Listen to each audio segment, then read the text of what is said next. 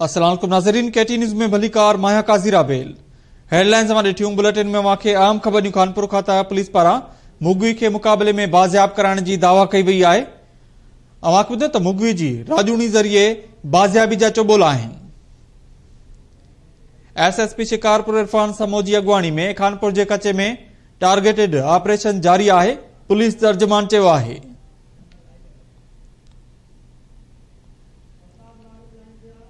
इन हवाले से लाइन ते मौजूद है अल्ताफ लाड़क जी। अल्ताफ, तफसील दीजो।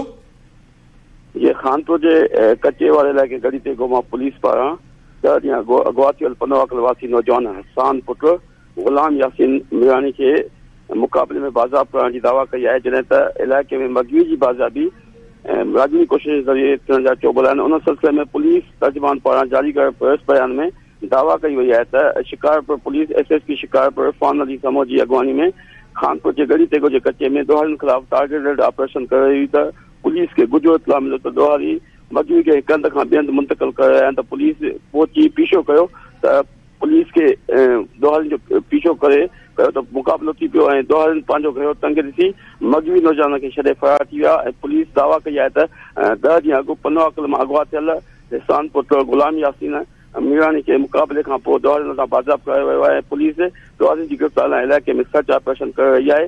उन मगवी जी बाज़ाब थियण वारे इतला ते सनद वारसनि में ख़ुशीअ जी लहर छाइजी वई आहे। ॿिए तरफ़ इलाइक़े में उहे चोॿायल आहिनि त मगवी नौजवान राजनी कोशिशुनि ऐं भुंग भरण एवज़ बाज़ाब थियण जा चोॿोल आहिनि। जी, वॾी महिरबानी अपडेट करण लाइ अल्ताफ लाड़क।